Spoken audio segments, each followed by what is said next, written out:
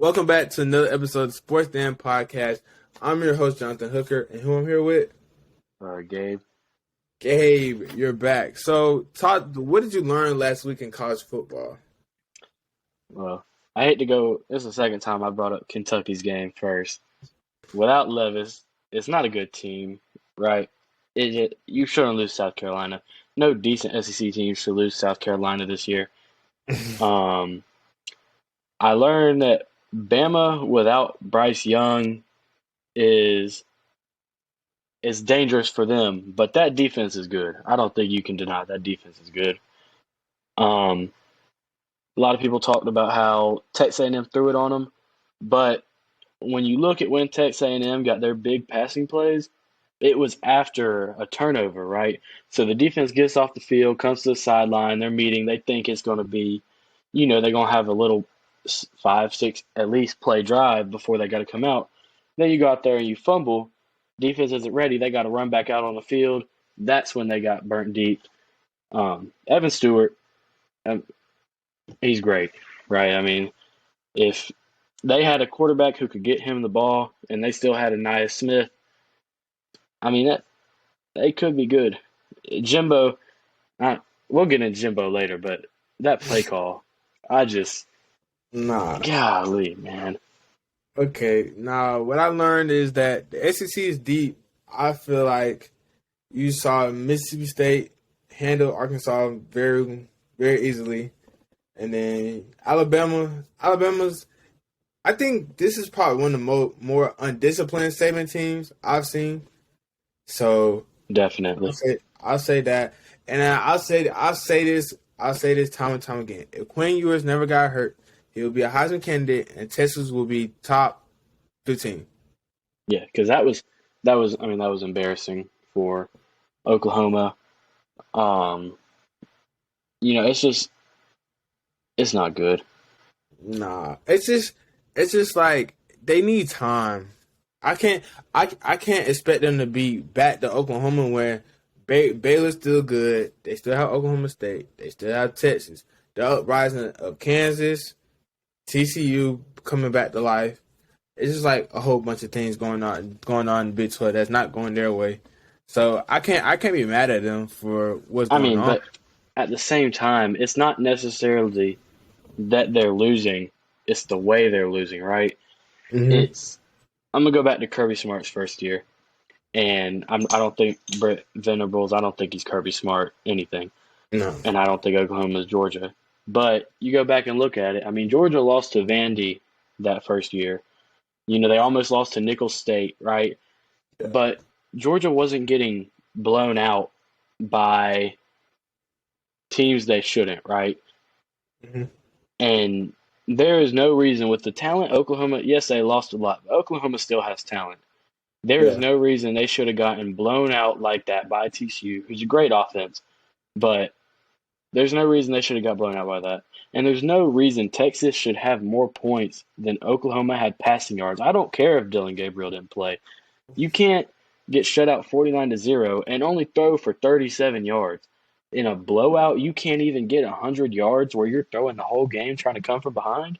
It's just that's just ridiculous to me, right? And it would be different if it was Texas A&M, if they were playing like Texas A&M. They didn't have a good offense, but the defense hasn't looked bad. The defense has looked horrible, and that's what Venables has been. He's a defensive coordinator. So that's what I can't accept. I can accept them losing, but I can't accept the way they're losing.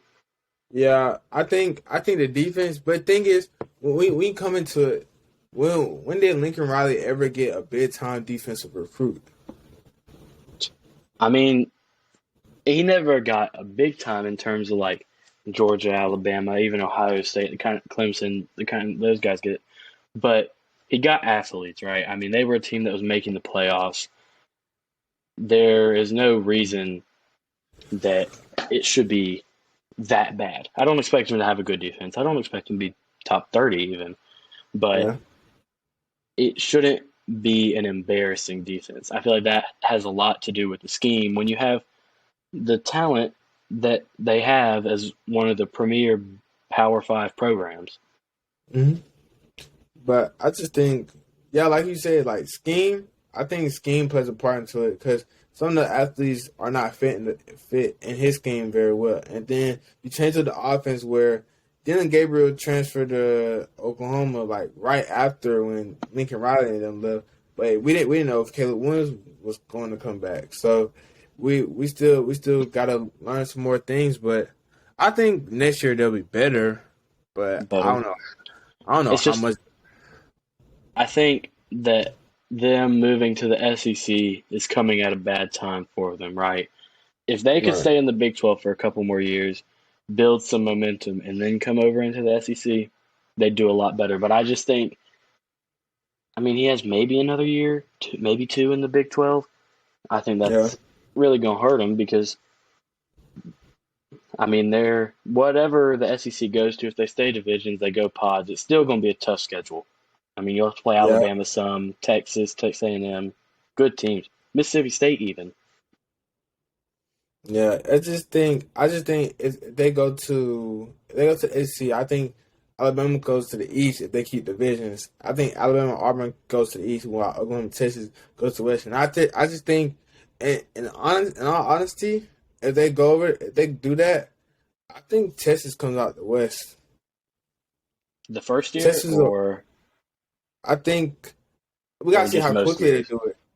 Yeah, We, if we they got could, we got to see how. if they go next year and they can have, I mean, this is all hypothetical, but if they, like you said, Alabama, Auburn to the East, and they come over the next year, I mean, it has to be Texas. I mean, I don't think anyone has the star power that they're going to have at quarterback. Now, it's hard for me to see it, but if Will Rogers stays, Mississippi State could have a chance. It's just going to be, if that happens, the West is just going to be about offense, right? Yeah, yeah. Now that I think about it, Arkansas is not gonna have a quarterback. Mm-mm. Uh, What year is Jaden Daniels? Does he have another year? yeah, he has another year, So but they I could think have it.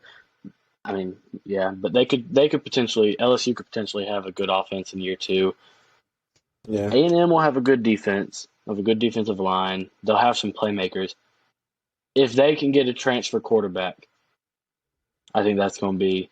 Or if But maybe Max Johnson comes out and looks good, but if they can get a big time transfer quarterback, they could really be dangerous next year. yeah, that's what I believe too, though. But But it's uh, Texas has got to be the favorite in that scenario. yeah, they do. Yeah, they do. They 100% do. But now, shout out to Israel Apinkata from Pittsburgh, the running back. He had over 300 yards and had 6 touchdowns against Virginia Tech. So basically, he scored. He scored every touchdown. He scored every. If it ain't broke, don't fix it. You know. No, that's crazy. He scored every touchdown, and then that's crazy. He Yeah, scored every. that is really crazy. They So had now, so now his stats are for the year. He has 830 yards and 12 touchdowns, and is averaging 6.4 a carry. that's some numbers right there. Yeah, and he is a junior. I just think he'll go. Okay. Well, for Kentucky and South Carolina, like you said Kentucky's not that good of a team without Will Levis. I think South Carolina's trending upward now because I think they face like their hard part of the schedule in a sense because now after the Georgia game, they don't have to face anyone too hard that they can't handle, in my opinion, because they still have Lloyd. They have like a solid defense, in my opinion. But it's just cause now Texas A&M comes there with a third string quarterback necessarily. They face Mizzou, they face Vanderbilt, and face Florida. So they can really after if they win all three of those games, not really all those four of those games, they can be 8-2, Yeah, and we can really look at their season as a success yeah. after. I think I think the only way for them to trend had to be upward, though. I mean, it wasn't. It was a bad 2 weeks with Arkansas and Georgia. Yeah. Um, I still don't think they're necessarily that great of a team, Mm. but sorry, but at the end of the day, I mean, I'm looking at the stats right here. Both teams threw an interception. Both teams had a fumble. They held um, Kentucky as a team to 3.4 yards per carry, but it comes down to Kentucky just wasn't efficient. I mean, 15 for 27 passing the ball, not Yeah. very good. And Chris Rodriguez is still great. I mean, 22 carries, 126 yards. That's a great. It was a running game. I mean, Marshawn Lloyd, 22 for 110. I just don't know if do they play Florida at Florida this year? That's what I Mm. don't know. They play Florida. They play Yes, Florida. at Florida. Yeah. So the only thing about that to me is that if they go into the swamp, right, and they're Hmm. not going to be able to pass, and while I don't think Florida's a great team, I don't think they're a better rushing team than Florida is with Anthony Richardson. So, and Florida's not going to try to necessarily throw it. They're going to try to run it. And so if they can't create turnovers, they're not going to have a chance. So I think I would change instead of 8-2, like you said. I'd probably say 7-3. But that's still, from where it was looking, Yeah. that's still not too bad. But I mean, then they've got Tennessee, Clemson back-to-back weeks. That's right. But Yeah. 7-5 season would not be bad. Nah. So Not for how things look in the SEC now. definitely not. Okay, so next game, UCLA and Utah. DTR showed up again, had a phenomenal game. I think he's trending towards in the Heisman race, but I don't know. In my opinion, he's trending towards it, but it's just like now like the commute that students have, I see why they want to get a packed house, but it's still like crazy to me how like he went 18 for 23, had 300, had 4 touchdowns, 1 pick, and he rushed for one, so he had 5 total touchdowns. No, I mean, definitely if they stay unbeat or undefeated, then he's definitely got to be in that conversation. What impressed me from that game, UCLA more than DTR because I feel like we kind of already knew what he is, was the Mm-hmm. physicality that UCLA showed. I picked Utah last week because I thought they were going to just out physical UCLA. I just didn't think that UCLA was going to be able to keep up with Utah for a full 4 quarters, and they did. I mean, you know, and so that was the biggest thing to me. I think that shows that they're a real threat in the Pac-12 because I didn't take them as a real threat until they showed it was more than just DTR, right? But and what Carbonet? I don't know how to say his last name, but the running back. Oh But I yeah. think the physicality and was the biggest thing they showed me. But I mean, it's sad about the stadium. I just the only thing about it is if Georgia had a stadium an hour off campus, right, we definitely wouldn't get the same attendance, but there would still be good attendance, especially in the Rose Bowl. So I just think Yeah. that says more about USC being the premier team in Los Angeles. I think if it was flipped and UCLA was the team that had if tomorrow they flipped UCLA had a stadium in the city and USC was an hour out in the Rose Bowl, I still think USC would get better attendance. But it's just Mm. LA. I mean, it's not a big football town. It'd be like a team in New York. They're not going to get great attendance. Yeah.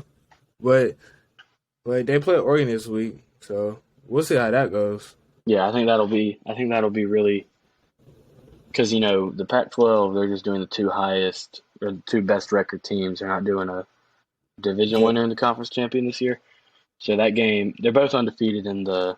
Well, yes, Oregon has a loss, but they're undefeated in the Pac-12. So that game will go. I think whoever wins that game has got to be. I mean, it comes. I mean, and USC Utah is this weekend, correct?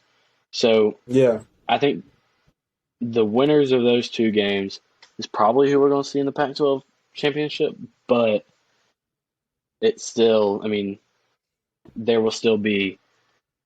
If Utah wins, there will be three teams sitting at one loss in the conference. So it's still wide open. Um, but I think both those games will go a long way in showing who's legit in the Pac-12. yeah. Okay, so what did you see out of Florida State and NC State?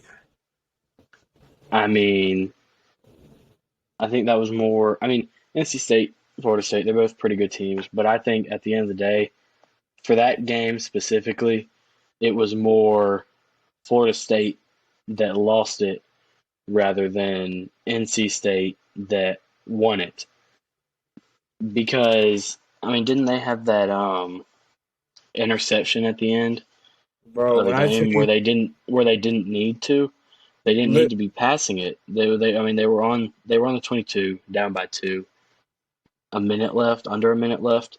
yeah, And so there was no need for them to be throwing that ball there. That loss comes on the coaches.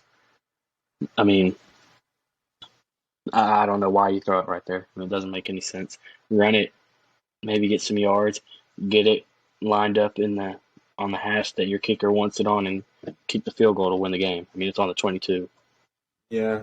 Like I was watching the game and I seen Jordan Travis go back to throw the ball. I was like, bro, is this quarterback draw cool? But no, he let the ball go from his hands. I was like, this is the most dumbest play I ever seen. You're inside the red zone. You're finna win the game. You're finna have a top 25, a top 15 road win in a tough ACC, knowing how hard these wins are to come by this year. It's just like I'm like, bro, like you can't be serious right now. So that's all I had to say. And with them going into playing Clemson this week, that game would be big for your confidence because you get to come back home post Clemson. I'm not sure what time the game is, but it's going to be an exciting game for Florida State fans. But it'll be even more exciting if they had won that game and were ranked. I mean, it kind of has to feel like a little bit of a letdown, especially with how close you were. I mean, it wasn't. There's just no reason. I mean, you're down 2. Yeah, it was wild. I just feel like if Florida State would have won, last week they would have a better chance to win this week because the Mm-hmm. momentum would carry them. Mm-hmm. But now, I think it'll be a good game. But I think it'll be like 41-31. Yeah, I think it'll be a good game still. Florida State's. I mean, they've looked pretty good this year. But at the end of the day, you just a lot of coaching mistakes this weekend. A lot. Yeah. So how do you feel about Georgia versus Auburn? I want to point out we both got the score dead on last week. Um, so Oh wow. I want to mention that if you want to go back and look at it, anybody. But uh, it was good seeing the running game get going for Georgia because outside of, I mean, for the 3 quarters at Missouri, we struggled. That last quarter we had good, but we haven't really been running the ball. Definitely not to Georgia standards, and I wouldn't even say that good this year.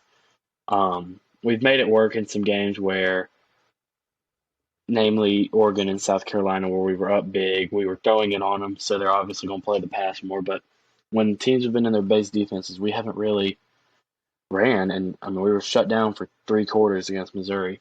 So it was really nice to see him come out. The Edwards and Branson Robinson looked great. I mean, Branson Robinson looks like he could be one of the next.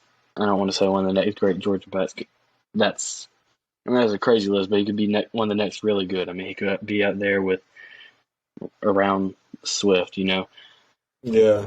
But I think I know Kirby mentioned that Stetson got banged up against Missouri, but I think he's a little more hurt than they're letting on. He's missing a lot high.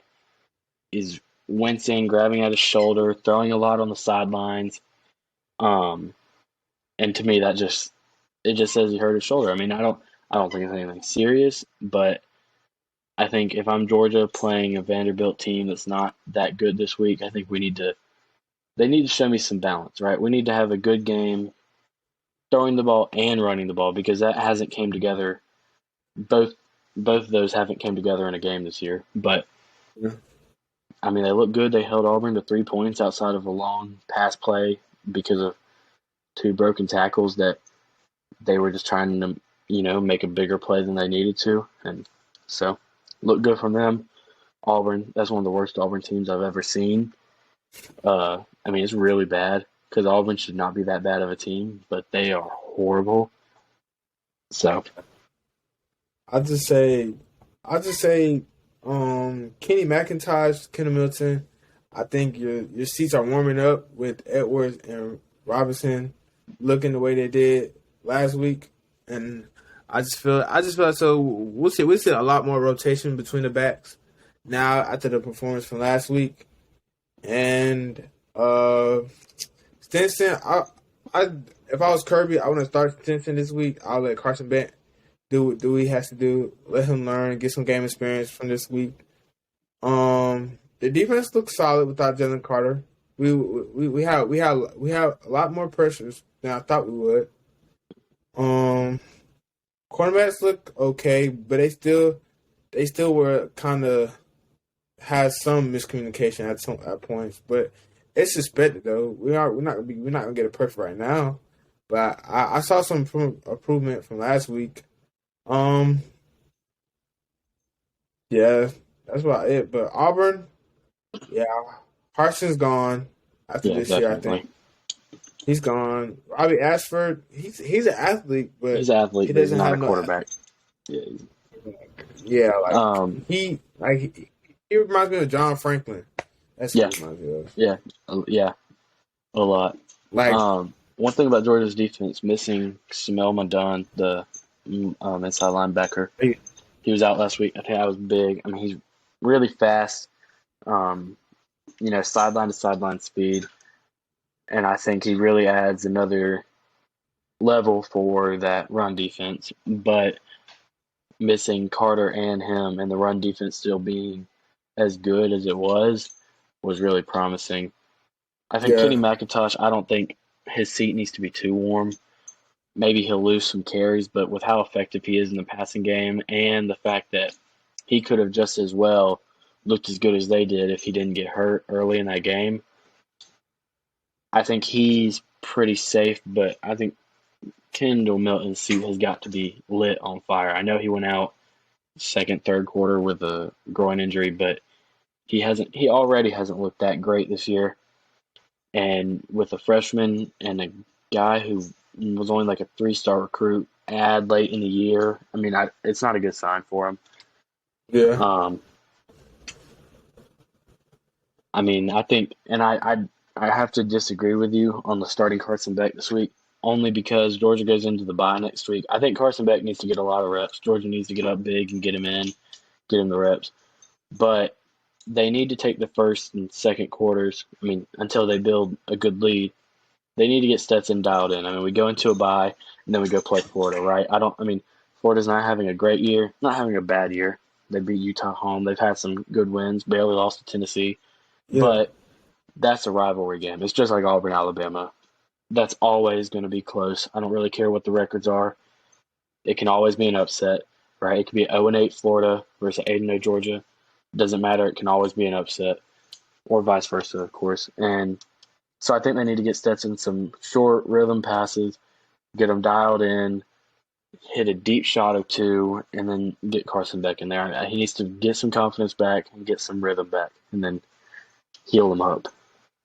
Nah, I think, but yeah, but I still would take the rest because he'll get 2 weeks instead of that 1 week, and we know how physical Florida can get to our quarterbacks in previous years. So I think it just all depends on what Kirby wants to see from his team this week, in my opinion.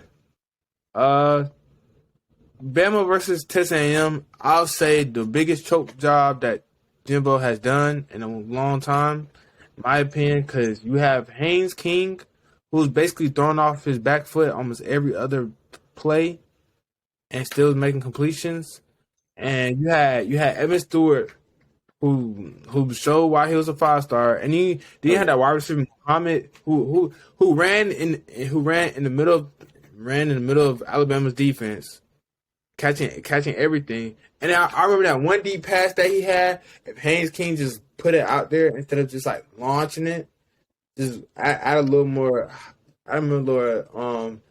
finesse to it instead of trying to put all his might into it. I think that would have been a touchdown right there. But the running game looked pretty solid to me against Bama. It just took them a while to get going. Then Bama, I think the turnovers killed them. But like Jalen Milroe, Milroe had like two fumbles and two fumbles, I think. a pick, right? Yeah, he had a fumble and a pick. He had two fumbles or something. Yeah, I know he had a fumble, and then the offensive line didn't look that great. It didn't for Alabama. But then you got it. But I think Anderson and Dallas Turner show why they're one of the best defensive duos, in my opinion, because that defensive line looks scary. Mm-hmm. Like they were living and testing in the backfield. But I think Texas has a promising future. They just need to find a quarterback. That's it. Yeah, I think that I'm going to start with the play call by Jimbo. It was horrible. It's one of the worst I've seen. You have a quarterback who has an insanely long throwing motion on a route that is a 2-second route. I mean, it's the get the snap, set your foot and throw, right? You need to get it out quick. And, I mean, he threw the ball, for one, he threw the ball outside of the end zone on the last play of the game. He didn't throw it on time, right? You're supposed to throw it before he turns his head. He's supposed to turn around, and it's right there. And I think one of the worst things about that play call is that it was to the short side of the field. I get he's a righty, so he couldn't have rolled out left and thrown that, but you don't call that play then. If you're on the other hash and you call that play and you give him 6 yards to the sideline, it's not a horrible play call. But when he's lined up, 3-4 yards max off the sideline on a route that when he breaks, he's going to go out 2-3 yards. I mean, his only option was to make a toe tap catch, and that's just insanely stupid, right? They should have ran a different play. People have talked about how the Alabama player on that interception that was actually pass interference, how he kneeled with 6 seconds. It really wouldn't have mattered. It took about, I mean, you might would have had another play, maybe, but another chance for him to call something stupid. The biggest thing that they messed up on that last drive was when they got the first down. I can't remember exactly which play it was that got them the first down. When they came up to spike the ball. Oh, they took long. They took 8 to 15 seconds to spike the ball. I mean, that's bad. And when they showed the replay, some of the offensive linemen were walking up the field as they watched the wide receiver catch the ball, run, and get tackled. That's just bad. That's on the coaches, right? As an offensive line coach, as a head coach, as an offensive coordinator, as any coach on that field, I don't care if it's a DB coach. If you're doing a 2-minute drill, the offensive line should never be walking, right? I get they're going to be gassed, but you spike it. I mean, it's the last minute of the game. That's why, I mean, you're going to be gassed. That's why you condition. You need to be ready to snap the ball, and you max want to take off 2-3 seconds on a spike. And so they would have had an extra 15 seconds. They could have ran 2 more plays. I mean, it was only second down. So that was really bad. Or might have been first down even. I don't exactly remember. That was first down because I think that was – because it was a play after pass interference. Yeah, it was a play after pass interference. So if you had extra 15 seconds, you get that whole 4 plays to get in the end zone, right? Right. So you can be a lot more creative with your play calls, and you can even run the ball. I mean, I get why you wouldn't want to run the ball with 3 seconds left. I can understand that, but if you have 15 seconds, I mean, you have a chance to line everyone up. Don't put anyone too far out wide, and you can run the ball, get to the line, and spike it again really quick. So I mean, it was just coaching was to blame for them losing that game. Evan Stewart looked great, and Jalen Milroe's good, but he's got turnover issues. And I mean, Div still looks great. He's saving them while Bryce is out. So Yeah. Okay. So now we're thinking predictions. So I'm gonna yell out a game. You just let me know. Okay. Penn State versus Michigan. I'm taking Michigan. Yeah, I gotta see where the game at. Uh, that yeah, it's at Michigan. Michigan. Um, Kansas versus Oklahoma. See, that's a rough one for me because Oklahoma needs a bounce back win. Kansas, I don't know if Jalen Daniels is going to play or not, No, but he's not playing. But his he's backup not. look really. His Yeah, backup but did. His backup did not look bad, but that's the guy we're talking about as a not a real Heisman contender, but dark horse. mhm. I'm going to take. Is it at Kansas? I'm taking the home team. Whoever's the home team. Nah, it's at Oklahoma. I'm taking Oklahoma then. I'm taking Kansas. I don't care. I'm riding the hype. Um, Iowa State versus Texas. I'm taking Texas, and I don't think it's particularly close. Nah, I think it's a blowout. Quinn Ewers going for 250. Illinois versus Minnesota. I'm going to take Illinois. They have they have not given up a touchdown at home this year. I'm pretty sure. I don't know if they're home or on the road, but that defense is really good. So I'm taking Illinois. I'm taking Minnesota. I think that running game is going. Their running game is going to tire out the Illinois defense, in my opinion. Oklahoma State versus TCU. I'm taking Oklahoma State. It should be a close one. TCU has a crazy offense. Oklahoma has a great offense. I mean, they have two of the top four scoring offenses in the nation, up there with Tennessee and Ohio State. So, two really good offenses. One thing to point out, Oklahoma State's defense was on the field for 104 plays last week versus Texas Tech. So, that's definitely something to think about, but I think both defenses are going to be worn out because It's gonna be I'm quick. talking, yeah, I'm talking like both teams in the 40s and 50s. Like it is going to be high. Like it's going to be a classic Big 12 high scoring, no defense game.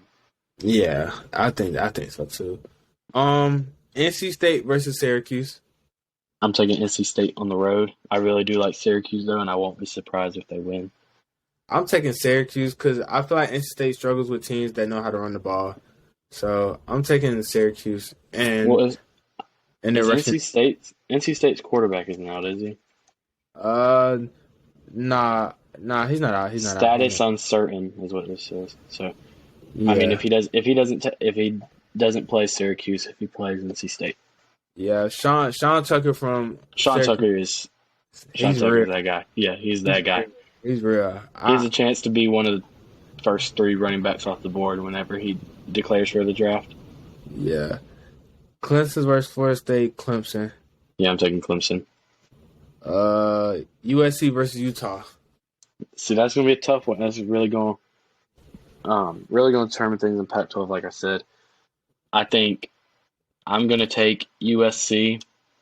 I don't think their run is up yet.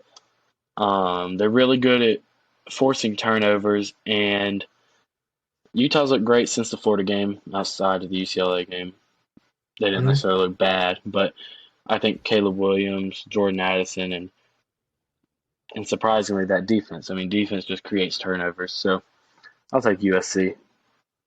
I'm taking Utah and Cameron Rising. I think him using his legs will play a part into USC's defense folding in the fourth quarter because Utah knows when to ground and pound, and so I feel like Utah physicality will overwhelm USC in the fourth quarter. That's what I think. I That's think one big thing that'll advantage Utah in this game is that a lot of these Pac-12 games, USC hasn't pulled away until the second half. Like Mhm. against Washington State, I mean, it was 14-17 at halftime, I want to say. right. And then they ended up pulling away, winning by 10, something like that.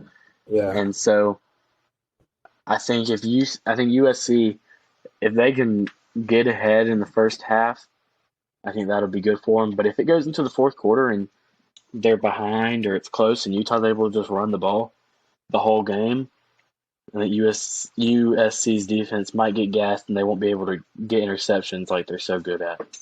Yeah, it's just like, yeah, I'm riding Caleb Williams hype train, but I just think like he won't get outdueled, but I think his team will lose him the game in the sense. The He hard won't. thing is that all these hyped USC teams the past 5, 6, 7 years, even when they've been hyped and they started off the year good, I've this whole season I've been expecting them to drop a game because that's just what they've been doing, and they haven't done it yet. So I'm buying into the hype. I think they'll win. Mississippi State versus Kentucky. I think Mississippi State wins, and I honestly think they blow them out. Yeah, I think it's a blowout, and Will Rogers has looked like a top one of the top 4 quarterbacks to be coming off the board for next year's draft, Mm-hmm. in my opinion. He's looked like number 2 in the SEC. Yeah, he has. He has. Okay, Alabama, Tennessee. I'm taking Alabama. Well, if Bryce Young plays, I'm taking Alabama. If he doesn't, I'm still taking Alabama, but it'll be close. But if Bryce Young plays, I'm taking Alabama easy. Yeah, I ain't gonna lie. I'll say this: Tennessee defense is trash. Yes, and that's one thing I want to talk about this game is that why I still think they win with Milroe is because of what they allowed Florida to do. I think Anthony Richardson and Jalen Milroe are like almost the same player, really electric running quarterbacks. They have arm talent. Jalen Milroe has an excuse because he's still young, but they aren't great with decision making and they aren't the most accurate. But they have crazy arm talent. They're amazing at running the ball. They're absolutely electric. I mean, Anthony Richardson's better at running the ball, but still, they're both absolutely electric. And the other thing is, I mean, you think about the talent, right? So Florida almost pulls off that upset win against them. And so they almost come back on them, right? And I think if Bama's in that same situation with Jalen Milroe, I mean, the difference is in the skill players, right? I know Bama's wide receivers haven't looked great this year, but Florida doesn't have anyone on their roster. They don't have an Isaiah Bond. They don't have a Jermaine Burton. They don't have a Kobe Prentice. They don't have any of those guys. And they definitely don't have a Jahmyr Gibbs. They don't have anyone close to Jahmyr Gibbs. So, and Alabama's defense is good. They're way better than Florida's. So if Florida almost wins with a worse defense, worse skill players, and either an even or worse quarterback, I see no reason why Bama shouldn't win. I'll say Tennessee defense is trash because they let Anthony Richardson throw for 450. Yeah, and he hasn't done that to anybody. I mean, he couldn't even do that versus USF, who's one of the worst teams in their conference, and they're not even in a good conference. Yeah, not a horrible one. Don't let nobody get offended, but yeah, but I'll say if Anthony Richardson throw for 450. And he doesn't have as much time as Jalen Milroe. What makes you think Jalen Milroe can't do the same? But I'll say this: Jalen Milroe came in when Alabama how much was Alabama up against Arkansas when he came in? I think 17, 21-17, something around that. Yeah. So this is Jalen Milroe's first real test, and I want to see how he performs. But all in all, I'm taking Tennessee, this great bye, but I wouldn't be surprised if Alabama wins. But even if Bryce plays, you're taking Tennessee? Yes, I am. I ain't gonna lie, I am. But because I feel like Tennessee, they know Bryce is injured, so they'll send more blitzes than usual. I think there is a way Tennessee wins, and that's if Milroe is playing right. I hope Saban has been next to him all day, every practice. Saban doesn't even need to look at another player on that practice field. He needs to make sure that Milroe has 2 hands on the ball when he's in the pocket, when he's scrambling, anytime. If that is how Tennessee's going to win the game, right? And that's how they got so ahead of LSU. LSU fumbled on that kickoff, and just like that, Tennessee was up 20-0. if Alabama doesn't turn the ball over, I don't think it'll be very close. I think that's how Tennessee wins if Milroe has another game like last week where he turns it over. Nah, I just think Jahmyr Gibbs has to get over 200 rushing and have close to 80 receiving. That'd be a huge game. I mean, that Yeah, if think he we're needs talking that. about Heisman, if that happens, we're talking about Heisman contenders next week. You need to say his name. Yeah, yeah. So far, yeah. If Bryce doesn't play this game and Jahmyr Gibbs has a game that we think he can have, yeah, Jahmyr Gibbs he's coming up the board. But I think all in all, Hendon Hooker knows how much this game means to Tennessee. I feel like he won't allow the Tennessee team that he has around him, especially on offense, because his favorite target is Brew McCoy, and Brew McCoy is like so physical after the catch. He reminds me a little bit of AJ Brown in a sense. He wants to feel the contact again. So yeah. There is another thing about Tennessee. Hendon Hooker has not thrown an interception this year. So and he's great. I'm not saying it's luck or anything. I mean it's all him, the reason he hasn't thrown an interception. But Yeah. if Alabama can get an interception or two, Tennessee has played a perfect game on offense every game so far this season. What happens if Hendon Hooker doesn't have a perfect game? What happens if he throws a couple high? What happens if he throws an interception? Right? Tennessee hasn't shown that. So, I mean, obviously, if Tennessee plays like they have been on offense, he doesn't throw interceptions, he doesn't throw a pass off to the side ever, obviously I have a chance. But I want to see what happens if they throw an interception or two. Can they overcome that? And plus, I think the crowd factor in England is going to be crazy. I think it's going to be crazy, but I don't think it's anything that most of these Bama players haven't. I mean, I think it'll probably be the best environment they've ever played in, but they've played all over the SEC. I mean, that Texas A&M game last year. I mean, so I don't think it's like I don't think it's like UCLA coming into Neyland. So yeah. I think it plays a factor, but I don't think it plays enough of a factor. But these are the two most penalized teams in the SEC so far this year. Yeah, Tennessee's at 8.4 per game, and Alabama's at 8.2. So that's something to watch too. But how many false starts does Bama have? And plus the communication from quarterback to wide receivers and quarterback to the offensive line is going to be key. Yeah, and Tennessee's wide receivers are insanely physical. Alabama's DBs are insanely physical. That's one reason they're penalized so much. I think because they don't have the legitimate talent that they've had for so long at DB. I mean, they don't have a Pat Surtain. They don't have that kind of guy at DB for Bama this year. So I think Saban has taught them to be a little more handsy. And if you give up a couple penalties, it's okay because you're getting by with enough.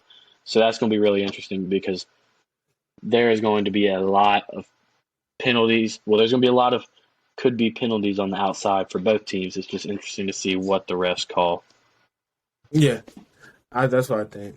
Well, all right, guys. That wraps up for part one of the episode. We'll see you guys on the next part, but we're going to talk about the NFL. Peace.